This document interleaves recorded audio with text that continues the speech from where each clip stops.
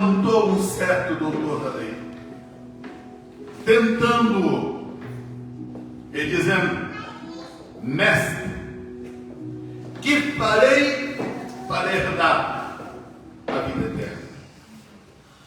E ele lhe disse: que está escrito na lei? Como lês? Poderia ser tranquilos.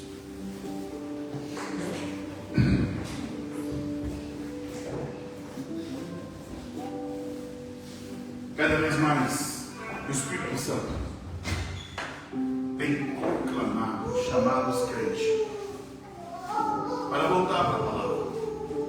Como nós precisamos nos encher da palavra de Deus.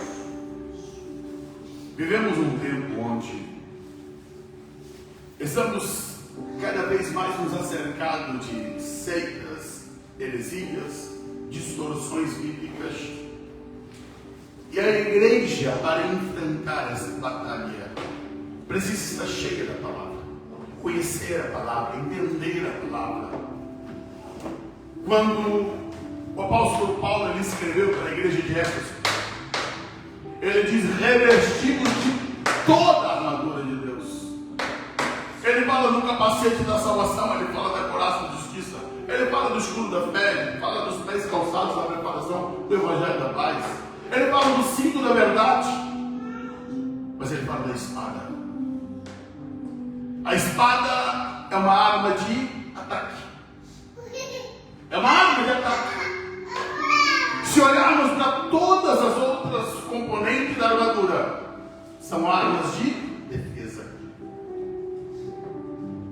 Amados, precisamos afiar a espada. Precisamos ter a espada nas mãos para batalhar, para pelejar e para lutar contra as artimanhas malignas. O inimigo ele é perito em distorcer a palavra, ele é perito em fazer com que a palavra de Deus perca a sua essência daquilo que tem que ser. E hoje eu quero analisar esse texto que é tão conhecido, mas que tem algumas coisas aqui para Deus ministrar nos nossos corações. O verso 25 está dizendo que eis que se levantou um certo doutor da lei. Nós estamos falando de um homem que conhecia a lei, era um homem que tinha uma posição social. Um homem pela qual ele tinha diante da população um reconhecimento de rabi. Ele é um rabi, ele é um mestre, ele é um doutor da lei. Ele, se nos dias de hoje, colocaria ele como um advogado, um defensor da lei. E a Bíblia diz que este homem ele se levanta e vai até Jesus. Só que Lucas ele está dizendo que este homem ele foi até Jesus para tentá-lo. Na versão corrigida e fiel está dizendo que ele tentando. Na revista atualizada diz que ele se levantou com o objetivo de pôr Jesus à prova. Ele foi provar Jesus, ele foi ali, não tinha intenção de conhecer a verdade, de saber a verdade. Eu faço aqui, e ele, a pergunta dele é essa, verso 26. E ele lhe disse, a parte B do versículo: mestre, que farei para herdar a vida eterna? A gente conhece esse termo, né? Todas as vezes que ouvimos isso, só que primeiramente, o jovem rico.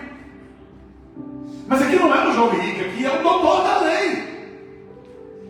Que mestre, rabi, que farei para herdar a vida eterna? E eu faço questão aqui de nós fazer um paralelismo, de nós analisarmos aqui, porque é só andar um pouquinho para frente da tua Bíblia aí. Em Lucas capítulo 18, nós temos o encontro do jovem rico com Jesus.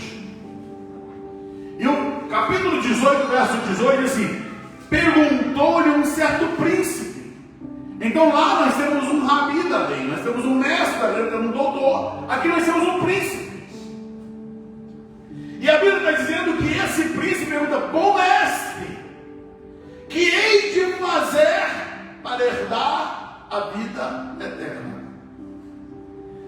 Há um esses dois homens. Nós temos aqui um jovem príncipe, que ele veio correndo, e ele queria saber o que ele tinha que fazer. Qual é a tarefa que ele teria que realizar para conseguir herdar a vida eterna? E no capítulo 10 nós temos um doutor da lei que também chegou até Jesus, mas a diferença é, escuta, o jovem queria saber, estava com fome, estava com sede de saber a verdade. Já o doutor da lei não, ele foi ali para testar, ele foi ali para colocar Jesus em mãos lençóis, em uma situação embaraçosa. Existe todo tipo de gente que se aproxima de Jesus. Alguns apenas para dizer que está ali, outros porque tem fome no coração. Agora tem uma questão, irmãos. Não basta só querer a verdade, tem disposição de andar na verdade. O jovem rico, ele chegou ali, correndo, se jogou aos pés de Jesus e disse: "Bom mestre, me parei para herdar a vida eterna." Todavia, aquele jovem sai triste diante de Jesus. Mas por que, pastor? Jesus deu a ele o caminho, Jesus mostrou para ele o que tinha que ser feito. Todavia, o preço era mais caro do que ele esperava. Ele esperava um pechinche, ele esperava uma promoção, ele esperava que fosse algo razoável. Jesus disse: "Sabe quanto custa? Custa tudo que você tem. Tem que trocar o governo da tua vida.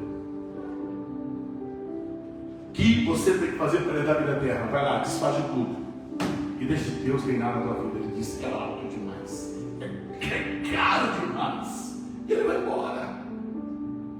Já o doutor da lei, que é com quem nós queremos meditar nesse momento, ele chega para testar Jesus. Seu coração ele não quer viver a verdade. Sabe o que é isso, irmãos? É igual alguém quando entra numa loja, ele olha um monte de coisa e pergunta: "Quanto custa?" Não importa se é barato ou se é caro, ele não vai levar. É só para ver o preço. Esse homem aqui só veio perguntar para Jesus o que ele deveria fazer para herdar a vida eterna, mas o seu coração, ele não tinha nenhuma predisposição de viver isso. Jesus sabe lidar com todos, irmãos. Ele é perito. Ele sabe lidar com o ser humano. Ele sabe lidar com as nossas fragilidades, fraquezas. Ele sabe como nos ajudar, como nos socorrer. Acerca do jovem rico, daquele príncipe, a Bíblia fala que Jesus amou ele. E sabe qual é a lição que eu tiro, irmãos? Amar. Amar não é dar tapinha nas costas e dizer que está tudo bem quando não está. Amar não é você deixar de dizer a verdade e dizer que vai ficar tudo bem. Não. Amar é confrontar. Mesmo que a pessoa saia perto de você, chateada contigo, que nunca mais quererá ver a tua face, mas se você tiver a verdade, isso é amor. O amor, ele nos leva ao confronto. O amor nos leva a dizer o que é necessário. Jesus amou aquele jovem e disse: "Quem está no reino dos céus, desfaça de tudo que está comandando a tua vida e deixa Deus ser Senhor da tua vida." Aí ele falou: "Caro demais, foi embora, Deus." Voltando para o texto bíblico aqui acerca do doutor da lei, o verso 26, Jesus fez para ele duas perguntas. A primeira, ele perguntou: "O que é que está escrito na lei?" Segunda pergunta: "Como tu lês isso?" Na versão revista atualizada diz: "O que está escrito na lei?" Como você entende a lei? São duas coisas aqui que é importante. E que eu e você precisamos olhar aqui o que Jesus está querendo falar com esse homem. Jesus está dizendo: o que está escrito?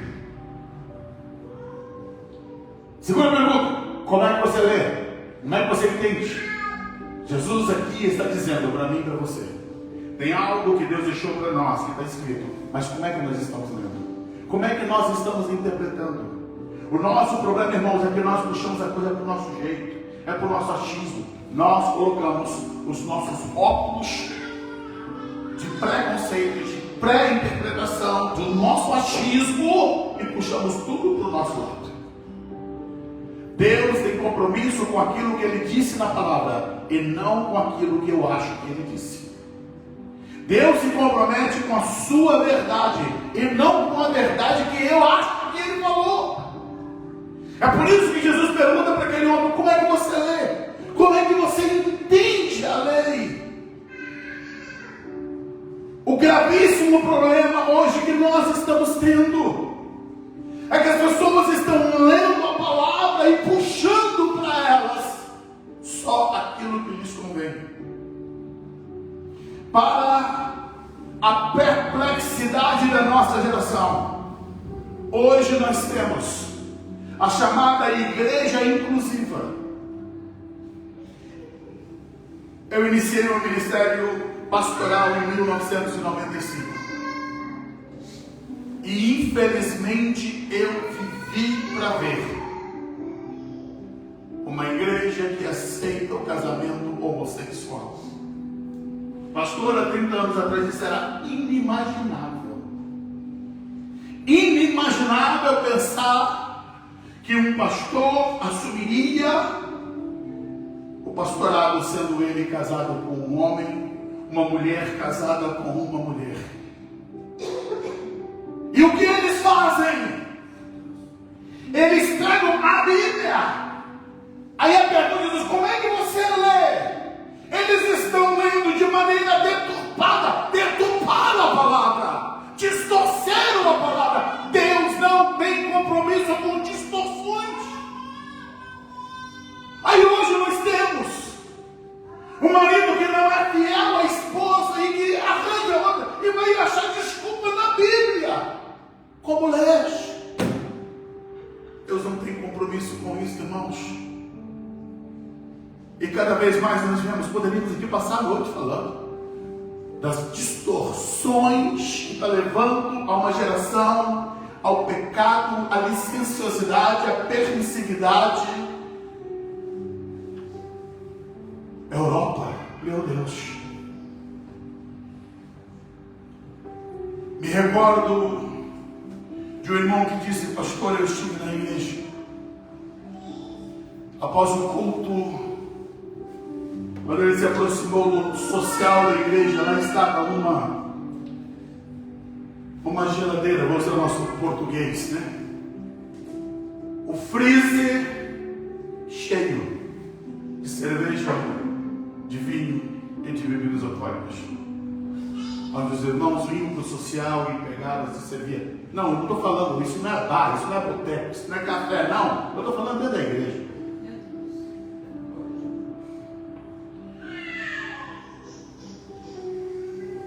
Estivemos em um país aqui na Europa. Após o culto, o irmão disse para nós, falando da seguinte maneira: olha, nós temos aqui algumas mulheres que se declaram cristãs, mas elas vão viver a vida de profissão de prostitutas, porque elas entendem que vender o corpo delas não é pecado, elas estão sobrevivendo, é uma profissão. E a pergunta é: como lês? A diferença entre aquilo que está escrito e como se interpreta. E nós estamos vivendo um tempo de cauterização. A mente está cauterizada. Cauterizou-se a mente. E o que é cauterização, irmãos? É a perda da sensibilidade.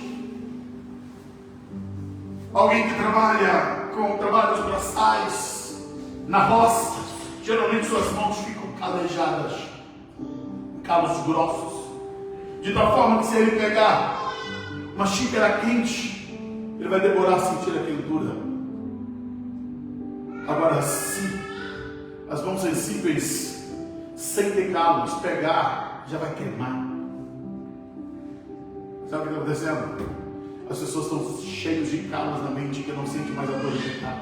Pega, não sente dor, não sente queimar, não sente arder. Opa, mas Deus mudou? Não, Deus não mudou. O Espírito Santo continua dizendo: está errado, está pecando. Mas o que acontece? Os ouvidos estão cheios de um monte de coisa que impede de ouvir a voz de Deus. Então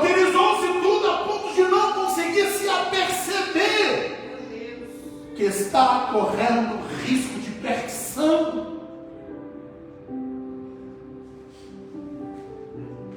Eu quero continuar, mas deixa eu contar uma coisa. Eu me lembro quando eu era criança e eu ouvia essa história. Um menino surdo que ele era constantemente sofria bullying pelos seus amiguinhos e jogavam pedra nele, maltratava ele, e cada vez mais essa criança se sentia triste e não tinha com quem brincar. E até que um dia esse menino sumiu. Seu pai e sua mãe saíram a procurá-lo e não conseguiam encontrá-lo. E devido a ele não ter amigo, ele foi e arranjou um local para brincar, e um local extremamente perigoso. E eu quero dizer que isso tem tudo a ver conosco, irmãos. Para onde ele foi brincar? No trilho do trem que cortava aquela cidade. Os meninos que o maltratou, que fizeram tanta maldade com ele, saíram procurar. E aí viram ele. E eles começaram a gritar. Mas ele estava tão empolgado com os trilhos, pulando de uma madeirinha a outra, e o trem estava vindo. Tocou-se altamente a buzina. O maquinista desesperado tocava a buzina, e o menino sorrindo, pulando, alegre, feliz. Todos colocaram a mão na cabeça e gritavam: cuidado, olha o trem, olha o trem. E ele sorrindo, e o trem passou por cima dele, porque ele não ouvia. Tem muita gente que está sendo atropelada na vida porque não consegue ouvir. Eles estão brincando, estão felizes, mas eles não ouvem. Não é que Deus deixou de falar, não é que Deus deixou de exortar. A questão é que os ouvidos não ouvem a voz de Deus. Deus não se cala, irmãos. Deus está falando, o Espírito Santo está falando nessa geração. As pessoas estão com seus corações totalmente cegos, totalmente cauterizados, que não conseguem mais ouvir a voz de Deus, que não são mais sensíveis ao Senhor. Por isso, são capazes de pecar, errar, cometer pecado, e chegam na casa de Deus, participam do pão, participam do cálice do Senhor, como se nada tivesse ocorrido. Não tem constrangimento, não tem dor no coração, não incomoda, não chora, não quebranta-se. Como lês? Como você entende? Jesus está falando com o doutor da lei.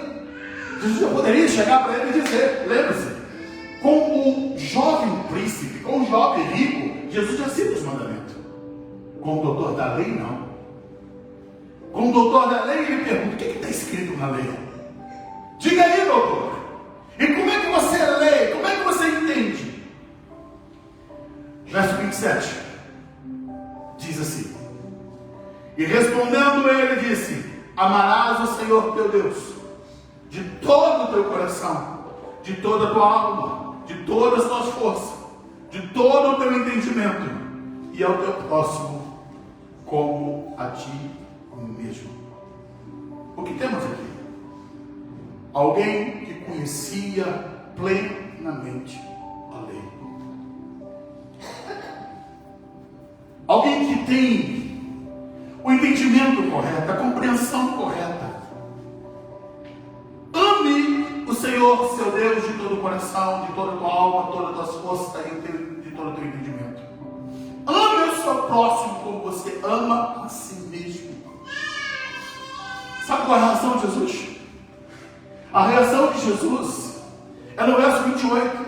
Jesus lhe disse: você respondeu corretamente, faça isso e você viverá. Respondeste bem, faz isso e viva. Queridos, aí nós temos agora um outro aspecto da igreja. A distância entre saber e o fazer. Tiago ele exorta na sua carta dizendo assim: sede, pois, praticantes da palavra e não somente ouvintes, enganando-vos a vós mesmos. Ele está chamando para aqueles que ouviam, mas não praticavam. E nós corremos o risco de conhecer a lei, de conhecer a palavra, de entender a palavra, mas ele não praticava.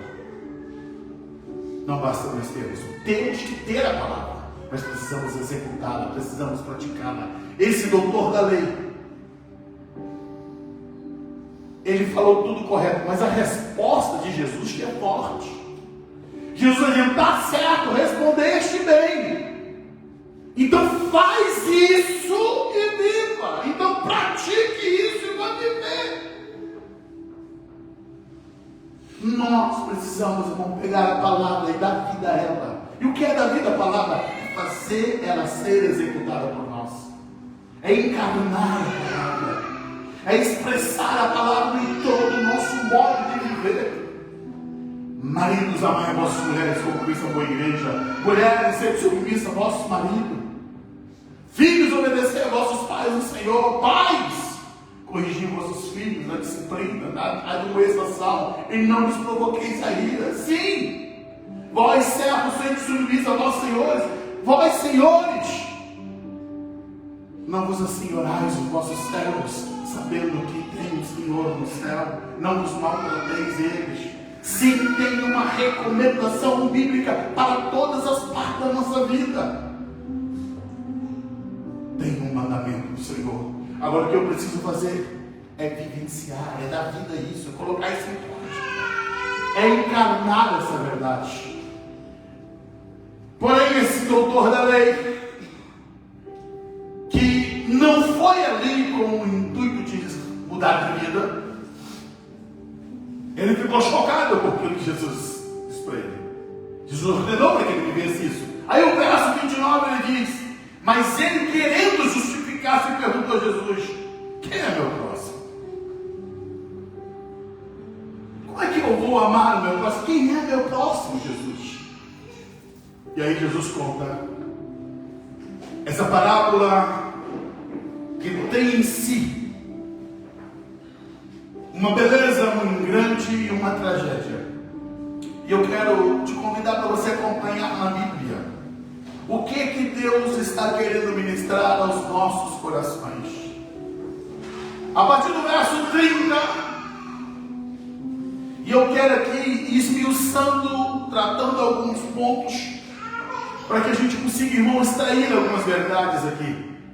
Verso 30 diz assim: Jesus prosseguiu, dizendo: um homem, qual o nome dele? Não temos.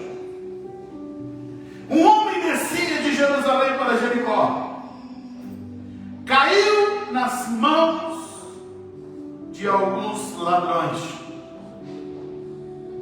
Estes, porém, depois de lhes tirar a roupa, de lhes causar muitos ferimentos, retiraram-se, deixando-o semi-morto. Um crime violento na estrada.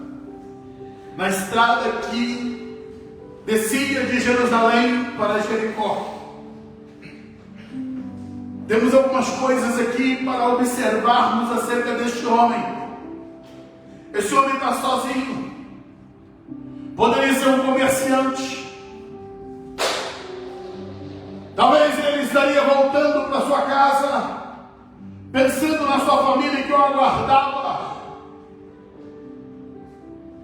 Essa trajetória da estrada era um local extremamente perigoso. E aqui entra uma questão que eu preciso olhar para esse texto. Nós precisamos olhar para onde nossos pés estão nos levando. O senso de autossegurança, de capacidade de resolver as coisas, pode nos colocar em condições embaraçosas. Esse homem ignorou alguns perigos.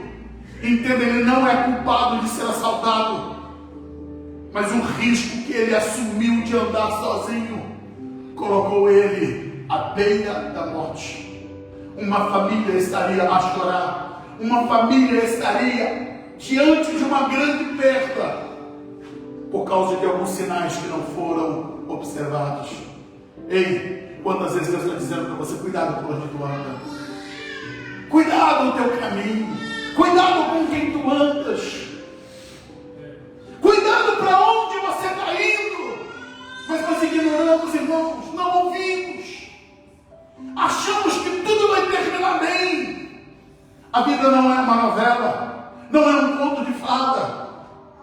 filme. Essas coisas só terminam bem em filmes, só em novelas. A realidade nua e crua, ela termina diferente. E infelizmente esse homem é atacado por assaltantes.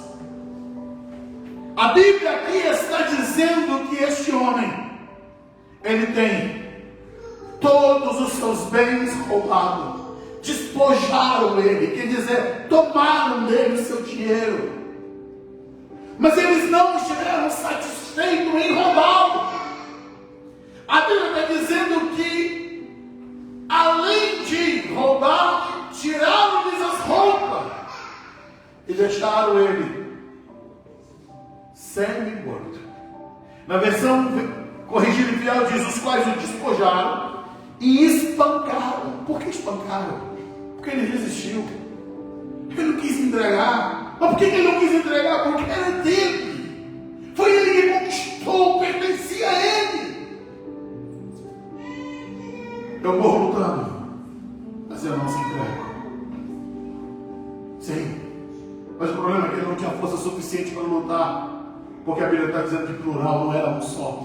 Talvez na paridade de 1 para 1 ele conseguiria se dar bem, mas era mais que um. E é por isso que esse homem, depois de ele perder tudo que foi roubado, ele é espancado, é despido e é deixado semi-morto. Eu aprendo aqui acerca da maldade humana. Não espere que o teu inimigo vai ter piedade de você.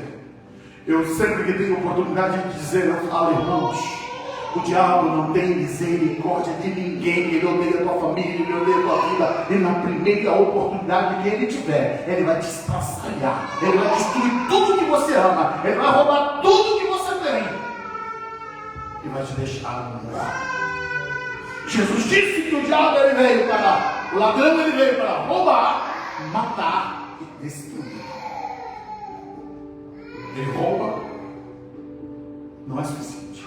Ele mata, também não é suficiente. Ele quer destruir. Esse é o papel dele, de arrancar tudo que temos.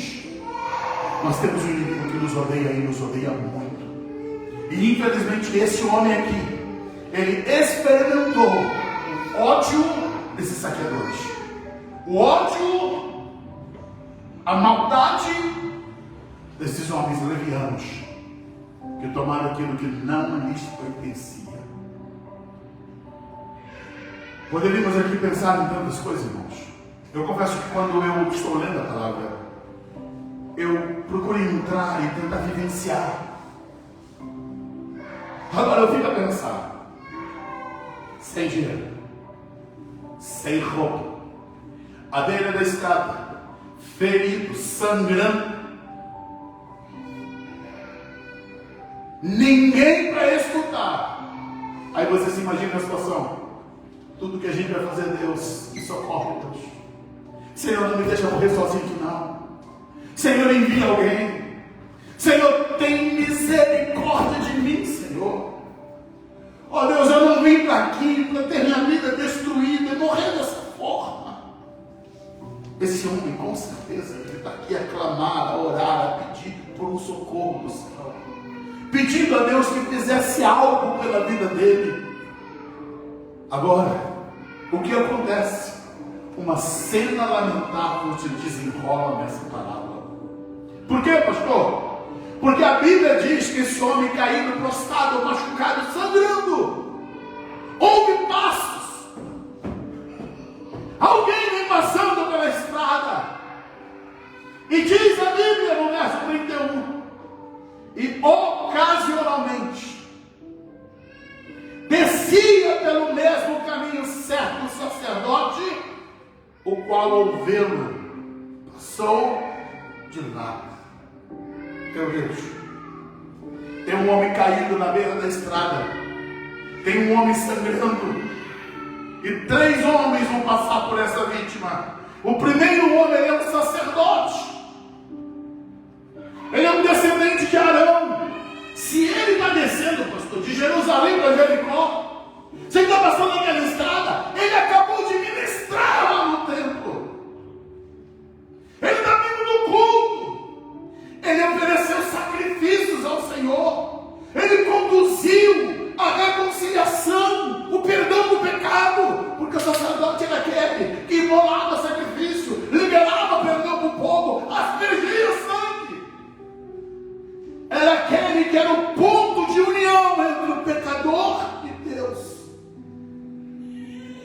Mas a Bíblia diz que esse sacerdote, ele viu aquele homem, ele não teve compaixão, ele não teve misericórdia, e ele foi embora. Eu fico a pensar, por quê? Por que, sacerdote? Por que você foi embora? Por que você não parou? Por que você não estendeu a mão? Entenda, esse homem está sendo morto, então tem gemidos. O caído está gemendo. O caído não tem muita força, ele está pedindo socorro. Mas os ouvidos do sacerdote não têm sensibilidade para atender o clamor desse homem que está ali caído e prostrado. As horas vão passando, então deixa eu aplicar bem rápido, queridos. O nosso culto a Deus não pode nos tirar a sensibilidade para aqueles que estão caindo à beira da estrada. Deus nos chamou como sacerdócio real, nação santa, povo de propriedade exclusiva de Deus. Se nós perdemos a nossa sensibilidade para com o perdido, para com o caído, nós não estamos cumprindo a nossa missão. É bom cultuar, é bom adorar, é bom louvar, é bom prestarmos o nosso culto ao Senhor, é bom nós estarmos aqui, é bom derramar o Espírito, é bom falar em línguas, é bom sentir a presença de Deus. Mas tudo isso se torna inócuo e vazio se nós não nos sensibilizamos com aqueles que estão caídos, assaltados à beira da estrada.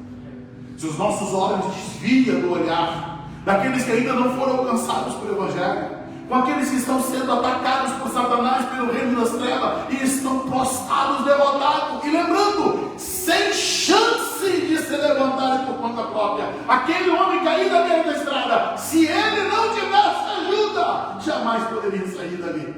O homem sem Jesus por si próprio, ele jamais será salvo se a igreja não chegar e proclamar e anunciar o nome do Senhor.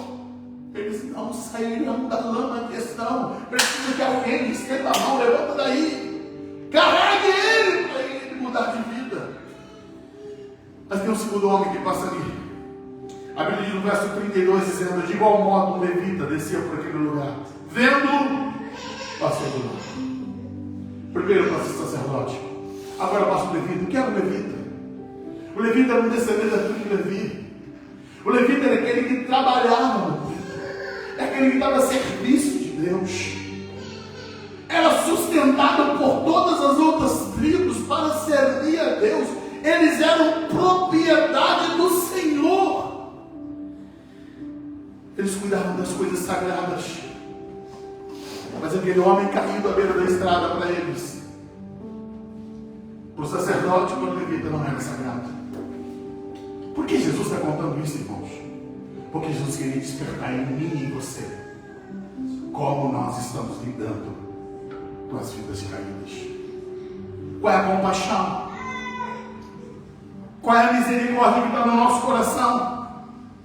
E o levita simplesmente vai embora. Não se importa. Mas a Bíblia diz, o verso 33, que certo samaritano, que seguia o seu caminho, passou perto do homem, vendo ele, compadeceu-se.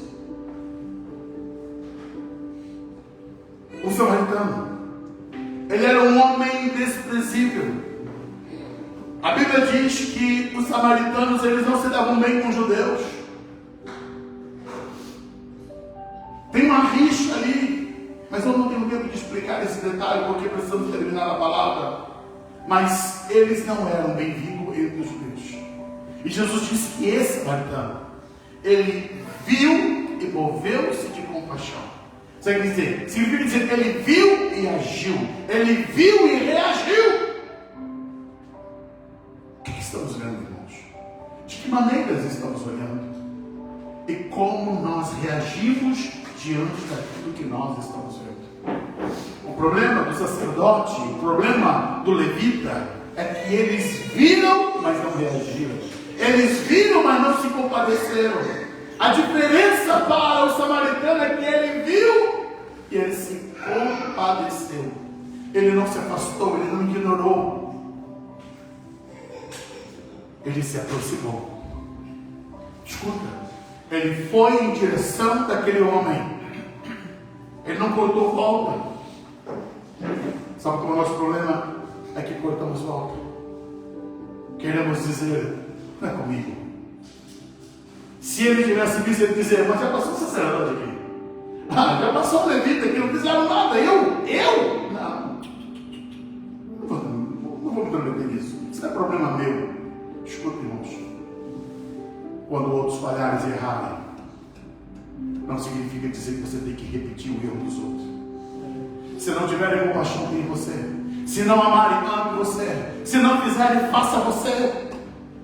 Nós temos que parar com essa questão de usar como desculpa da regra. Olha, mas nem o pastor fez, nem fulano fez. Faça você. Porque o samaritano é alguém que vai meter a mão para fazer.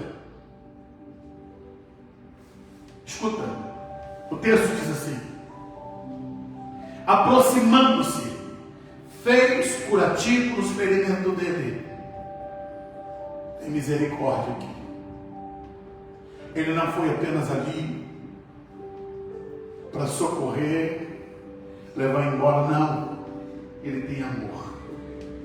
O homem está ferido, está machucado. Então a primeira coisa que ele vai fazer, ele vai fazer o curativo das feridas daquele homem. Ele pega, aplica óleo, ele aplica vinho. Esse homem é um homem prevenido.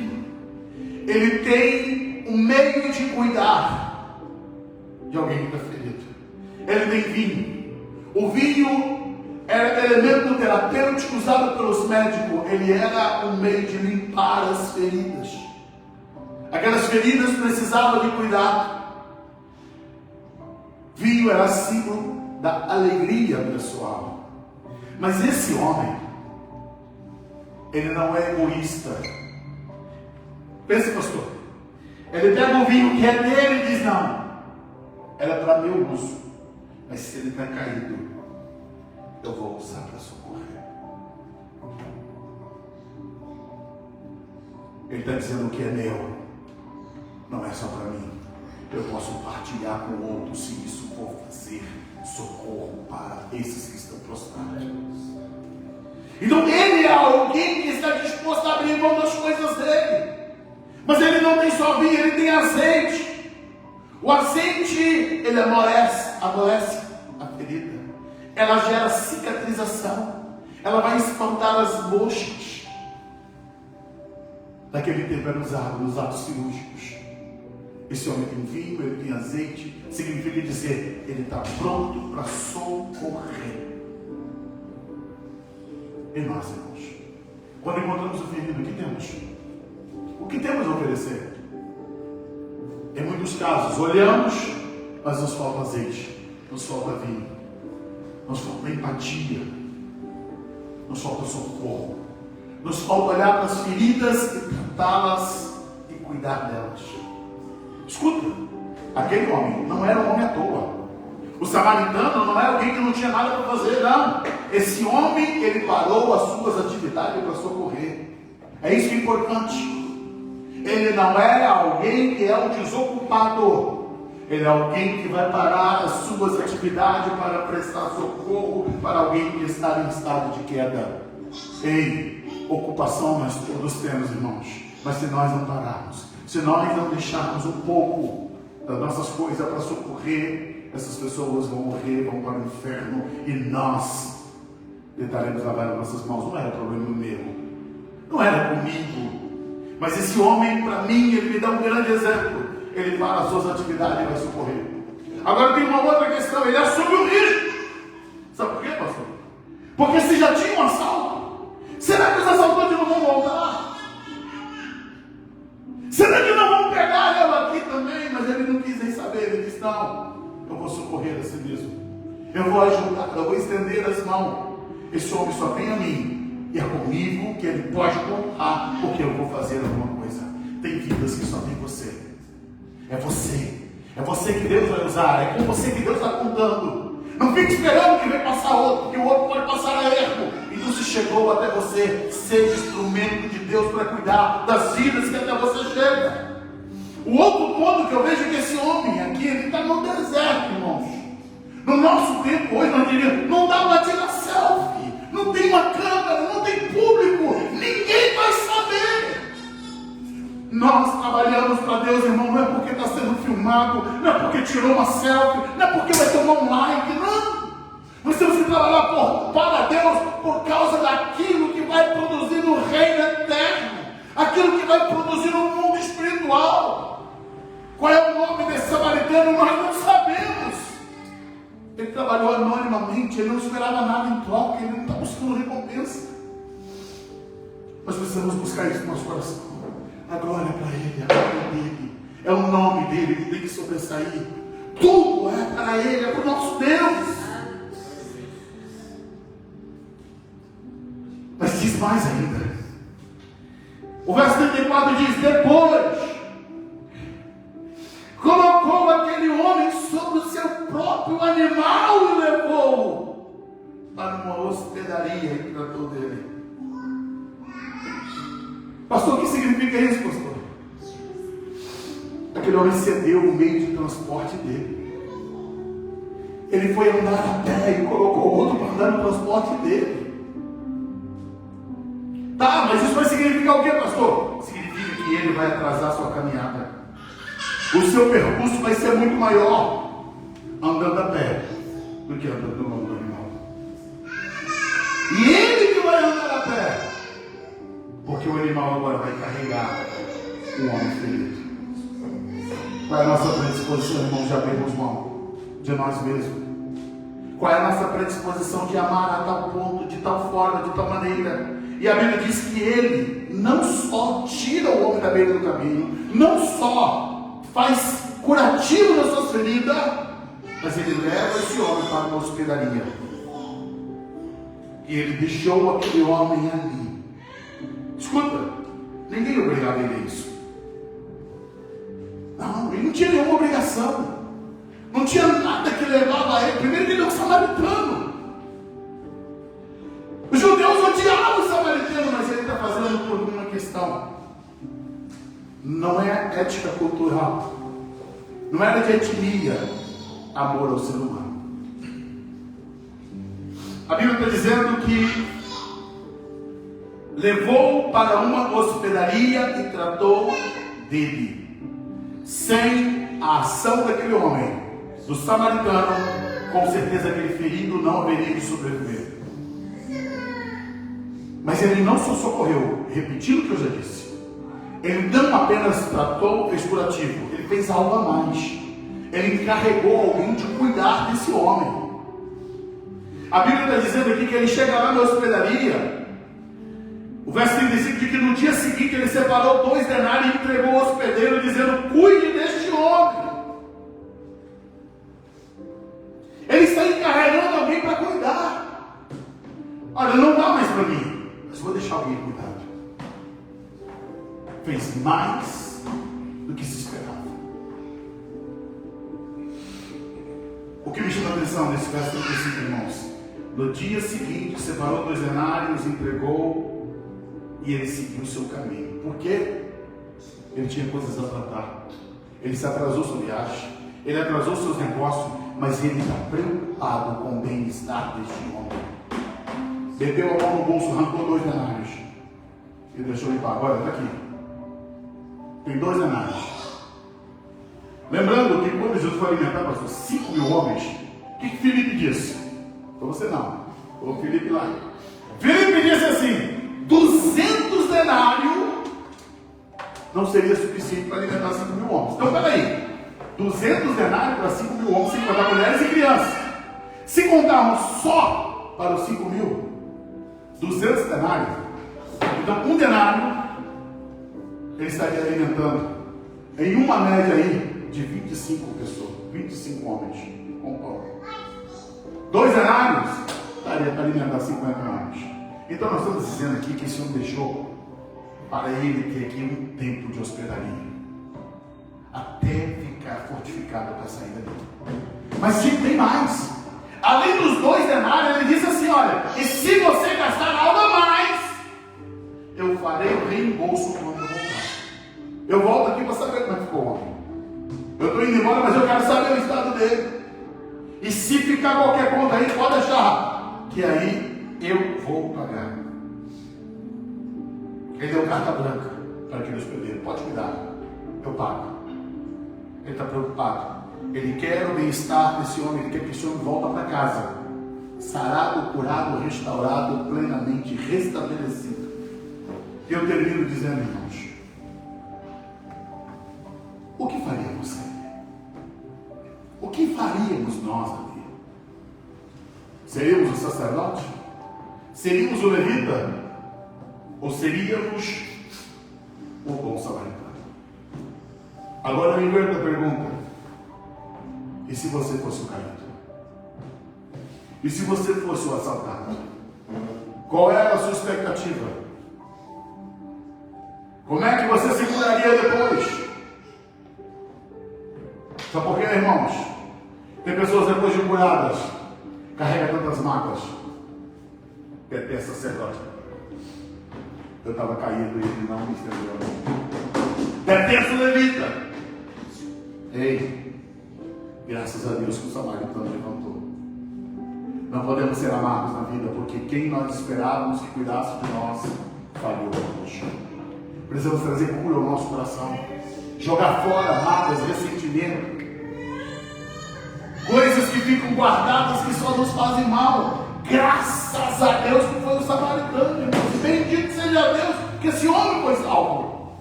Que esse homem saiu dali. Mas infelizmente alguns corações estão tão magoados, tão feridos, que não conseguem entender que Deus manifesta a sua graça através dos disponíveis. E o disponível daquele dia era o samaritano. Nós temos hoje muitas pessoas feridas dentro da igreja. Nós temos pessoas feridas sem salvação. E nós temos que entender que Satanás veio para roubar, matar, destruir. Ele é o nosso grande assaltante, que fere, que mata. E nós precisamos ter postura de homens e de mulheres de Deus para socorrer aqueles que estão à beira da estrada. Se coloque de pé. Feche seus olhos.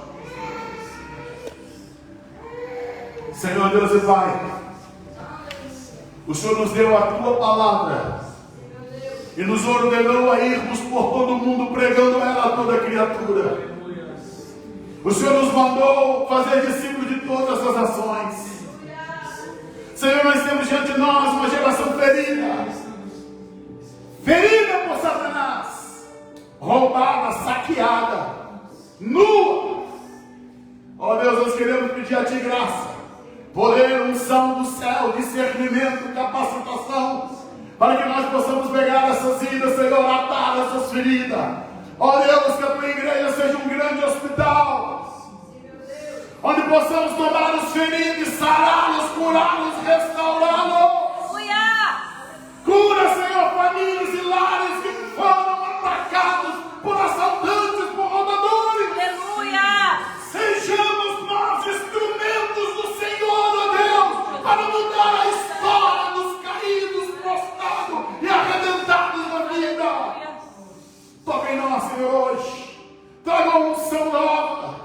Manifesta em nós a Tua glória e o Teu poder. Usa-nos, ó Senhor. Usa a minha vida, usa a vida dos nossos irmãos. Eu oro, Deus, pela cidade de Ponte Areia. Eu oro pela Espanha. Senhor, por Portugal, essas duas nações que o Senhor tem nos plantado. Deus, nos use com poder, com autoridade, com compaixão, com misericórdia. Oh,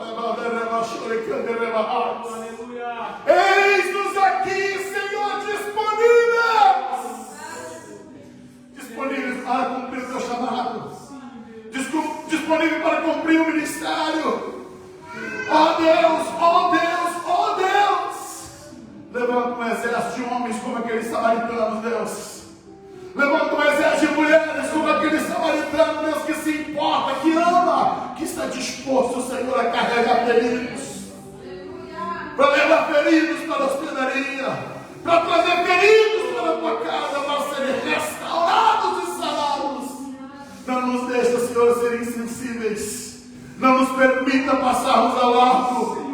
Não nos deixe, Senhor, perder a sensibilidade espiritual. É o nosso clamor, é a nossa oração. Cuida de nós, Senhor. Desperta-nos pelo poder que há no nome do Senhor Jesus, ó Deus. Assim oramos e clamamos. Estenda tuas mãos. Que o grande e eterno amor de Deus, que a graça infinita do nosso Senhor e Salvador Jesus Cristo, e que as doces consolações do Espírito Santo permaneça sobre toda a igreja do Senhor, desde agora e para todo sempre. Todos digam comigo amém.